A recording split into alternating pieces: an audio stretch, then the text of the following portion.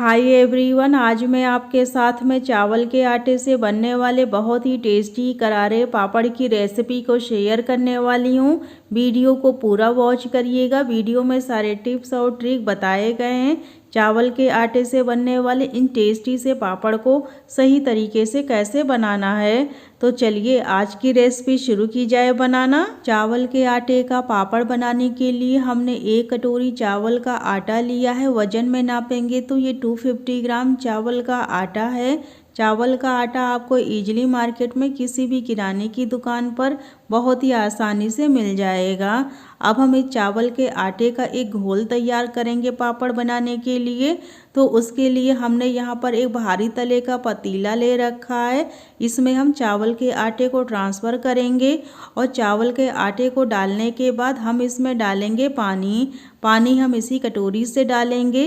तो हम इसी कटोरी से 8 कटोरी हम इसमें पानी ऐड करेंगे। इस घोल को तैयार करने के लिए पानी हमने नॉर्मल टेम्परेचर पर लिया है। आप गर्म पानी का इस्तेमाल मत करिएगा, नहीं तो इसमें गुठलियाँ बन जाएंगी। ये ज़रूरी पॉइंट है, इसका आप ध्यान रखिएगा।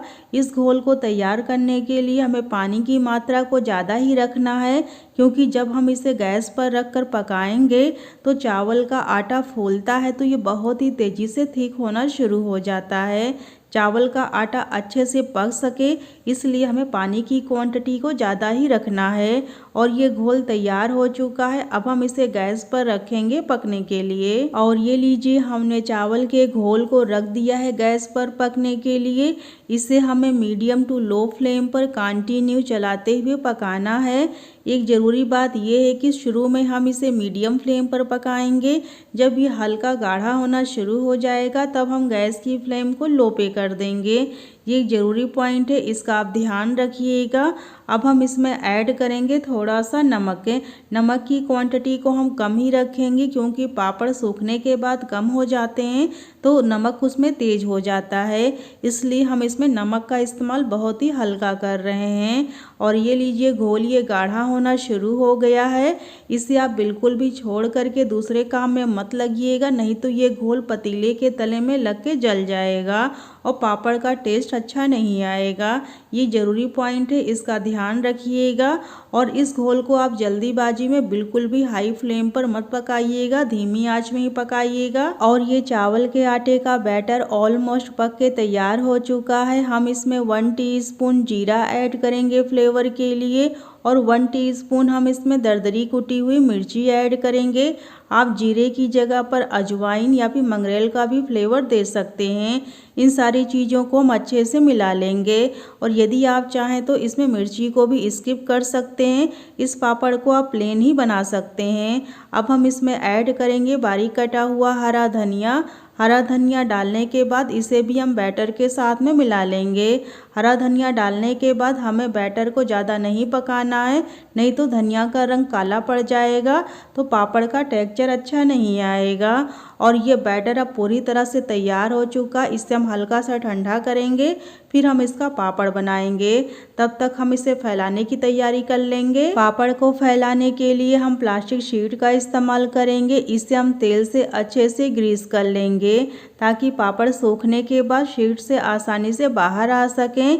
इसी तरह से हमें पूरी प्लास्टिक शीट को अच्छे से ग्रीस कर लेना है। इस पापड़ को फैलाने के लिए कपड़े का इस्तेमाल नहीं करना है, प्लास्टिक शीट का ही इस्तेमाल करना है। अब ये प्लास्टिक शीट रेडी हो चुकी है पापड़ को फैलाने के लिए। 1 चम्मच हम पापड़ का बैटर लेंगे, इसे हम शीट पर रखेंगे और स्पून से हम इसे गोल फैला लेंगे। इसी तरह से हमें सारे पापड़ को बना के तैयार कर लेना है। शुरू में आपके 2-4 पापड़ टेढ़े मेढ़े बनेंगे, लेकिन आप 5-6 पापड़ बनाएंगे तो आपका हाथ सेट हो जाएगा, तो सारे ही पापड़ आपके गोल बन के तैयार होंगे। सेम प्रोसेस से हम सारे ही पापड़ को बना के तैयार कर लेंगे। इस पापड़ की खास बात यह है कि आप इसे रात में ही फैला दीजिए बना करके, और जब धूप हो तो आप इसे धूप में डाल करके सुखा लीजिए सुबह में। और ये लीजिए, सारे ही पापड़ बन के तैयार हो चुके हैं।